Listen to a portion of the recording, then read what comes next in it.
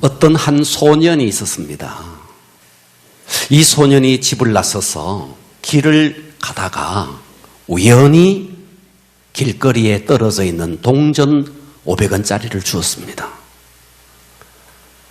와, 그때부터 이 아이는 항상 길을 걸으면 길만 보고 걸었습니다.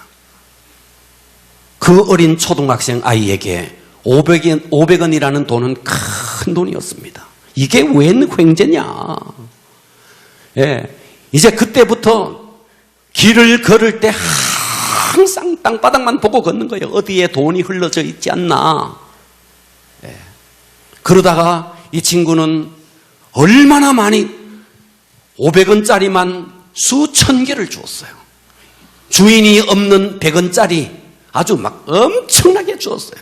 길을 지나가다가 단추를 수천 개를 주고 머리핀을 수만 개를 주었어요.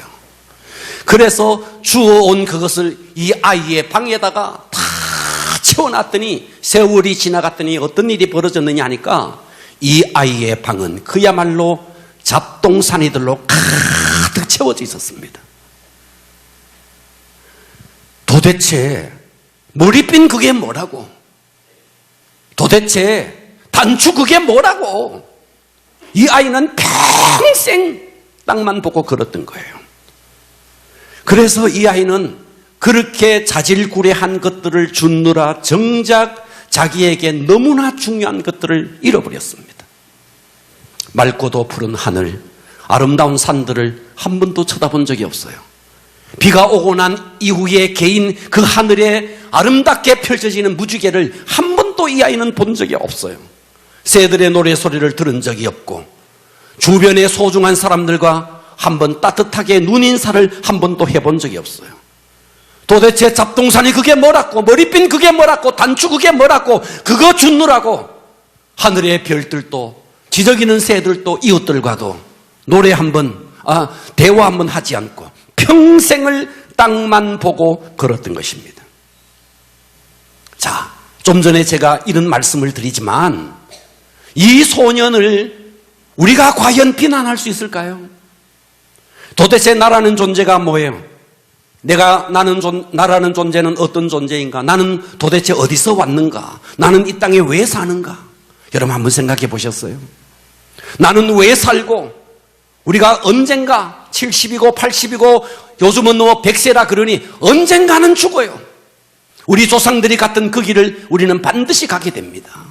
그러면 내 이 땅에서의 목숨이 다 끝나면 그 이후에 나는 과연 어디로 갈 것인가? 내 인생에 있어서 가장 중요한 것은 여러분 자신을 돌아보세요. 아침에 눈을 떠서 눈을 감을 때까지 어디에 돈이 있나 돈 벌기 위해서 몸부림을 칩니다. 목숨을 걸고 돈을 법니다. 그런데 그 돈 때문에 부모를 죽이고 돈 때문에 형제간에 싸우고 친구를 배신하는 일들이 이 땅에 허다합니다. 우리 인생에 있어서 가장 중요한 것은 내가 누구인가?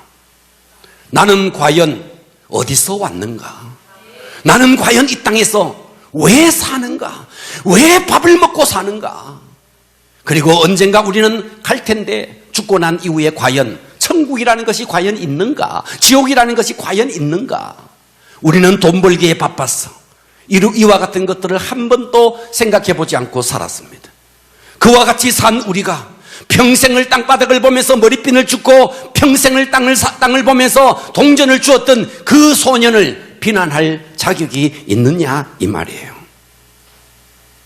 여러분, 아직은 덥지만 아직도 이제 가을이 되었습니다.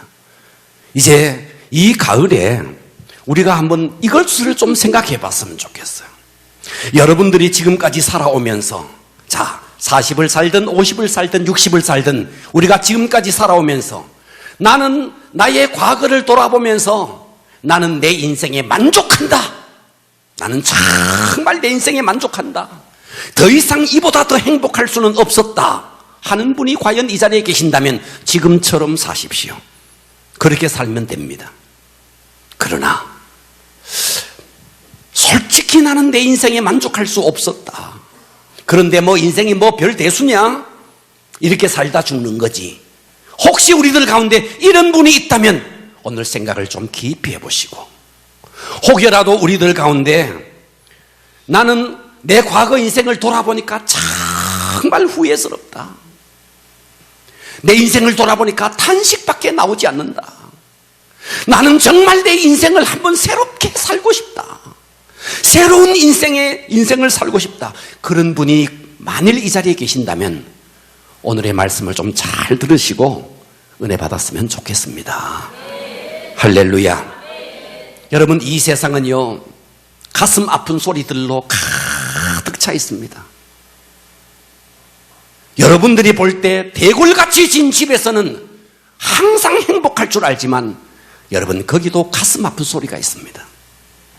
이것은 우리 인생이 살아있기 때문에, 살아있다는 증거이기 때문에 우리는 이 땅에서 다 그런 아픈 소리를 듣고 살아갑니다. 성경을 열면 성경의 첫 번째 책이 창세기예요. 그런데 이 창세기에 우리가 좀 전에 우리가 스키 드라마를 봤습니다.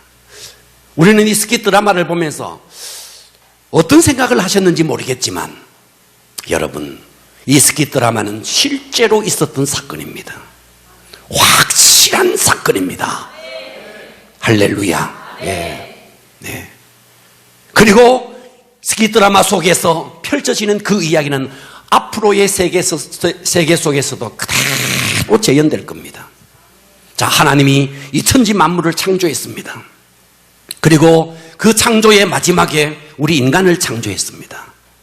그런데 우리 인간이 범죄해서 하나님께서 먹지 말라는 선악과를 따먹음으로써 하나님을 떠나게 됩니다. 하나님을 떠난 이 땅의 모든 인생들은 탄식합니다. 그래서 이 땅의 모든 인생들은 자기 나름대로 행복을 위해서 살아가지만 사실은 이 심령 속에 진정한 만족, 진정한 행복이 없는 것이 사실입니다. 그래서 하나님께서는 너희들 그렇게 살면 안 돼 하면서 하나님께서 하나님을 떠나간 그 인생을 바라보면서 가슴앓이를 합니다. 그래서 하나님께서 우리 인생을 찾는 소리를, 자, 이사야서 1장 2절에 보면 이렇게 말합니다. 하늘이여 들으라, 땅이여 귀를 기울이라. 여호와께서 말씀하시기를 내가 자식을 양육하였거늘 그들이 나를 거역하였도다. 하나님께서 아담을 창조하고 인생을 창조했는데 그런데 그들이 나를 거역하였도다. 3절을 보십시오. 소는 그 임자를 알고 나귀는 그 주인의 구유를 알건만은 이스라엘은 알지 못하고 나의 백성은 깨닫지 못하는도다. 하나님께서 우리 인생을 지었는데 우리 인생에 하나님이 어디 있느냐? 하나님을 다 떠나갔다는 거예요. 소도 그 임자를 아는데, 나귀도 주인의 구유를 아는데, 이 땅의 인생은 하나님이 어디 있느냐 하면서 하나님을 떠나갔다고 하나님께서 탄식하고 있는 거예요. 4절을 보십시오. 슬프다 범죄한 나라요, 허물진 백성이요, 행악의 종자요, 행위가 부패한 자식이로다. 그들이 여호와를 버리며 이스라엘의 거룩한 일을 만홀히 여기며 멀리 물러갔도다. 여러분, 여러분의 자식이 만일 길을 잃어버렸다, 집을 떠나갔다, 가출을 했다. 저는 제가 그런 일을 겪어보지는 못했지만 제 주변의 지인들 가운데서 자식이 가출한 경우를 봤습니다. 여러분, 대구에 가까운 여기 와룡산의 개구리 소년들 집을 나갔다가 아직까지도 행방불명됐습니다. 여러분, 그 부모들의 마음을 이해하시겠습니까? 자식을 잃어버린 부모의 마음. 하나님께서 우리 인생을 창조했는데 하나님이 어디 있느냐? 여러분, 이 세상의 불효 중에 최고의 불효가 부모님에게 용돈을 드리는 것이 아니고 내 부모를 인정하지 않는 겁니다. 부모를 보고 아버지, 어머니라고 해야 할 자식이 아주머니, 당신 누구세요? 이 얼마나 불효예요. 하나님은 이 땅을 창조하셨고 하나님은 우리 모두를 창조했는데 우리는 하나님을 떠나갔다는 거예요. 그래서 하나님께서 가슴앓이를 하고 있는 것입니다. 저는 오늘 설교의 제목을, 오늘은 설교를 아주 짧게 하려고 합니다. 짧게 은혜 받아 주십시오. 할렐루야. 한번 따라서 해보겠습니다. 하나님의 가슴앓이. 네, 하나님은 왜 가슴앓이를 하시나? 첫째, 왜 하나님은 가슴앓이를 하시나? 가출을 한 아이를 가진 부모처럼 인간이 하나님을 떠나 멸망의 길로 가고 있기 때문에 하나님이 가슴앓이를 한다는 거예요. 자, 요한복음 3장 16절에 보니까 하나님이 세상을 이처럼 사랑하사 독생자를 주셨으니 이는 그를 믿는 자마다 멸망하지 않고, 이 말 속에는 너희들 안 믿으면 멸망이라는 말이 전제가 되어 있는 겁니다. 할렐루야. 예. 너 하나님 믿지 아니하면 멸망당할 수밖에 없다는 거죠. 그래서 하나님께서 멸망할 수밖에 없는 우리를 위해서 예수 그리스도를 이 땅에 보내주셨는데 이것을 믿지 않으니 멸망의 길을 갈 수밖에 없어. 그런 인생을 보면서 하나님은 가슴을 아파한다는 거예요. 여러분, 사람이 죽으면 끝이면 얼마나 좋겠습니까? 성경은 이렇게 말했습니다. 한 번 죽는 것은 이 땅의 모든 사람에게 정하신 이치다. 이건 어쩔 수 없다. 피할 수 없다. 그런데 성경이 야, 너 죽으면 끝이다. 그러면 좋겠는데 성경은 그렇게 말하고 있지 않습니다. 한 번 죽는 것은 사람에게 정하신 것이나 그 후에는 반드시 심판이 있다는 거예요. 그렇다면 우리가 어떻게 살아야 되죠? 어떻게 살아야 됩니까? 여러분이 만일 이 땅에 태어나서 지금까지 나는 단 한 번도 죄를 지은 적이 없다, 그러면 괜찮습니다. 그러나 생각으로라도 마음으로라도 죄를 지었다면 그 죄에 대한 대가는 반드시 있습니다. 별을 달고 있는 스타도 죄를 지으니까 옷을 벗더라고요. 돈 많은 그 대기업 회장도 죄를 지으니까 감옥 가더라고요. 아니, 이 땅의 대통령도 죄를 지으니까 감옥을 가더라고요.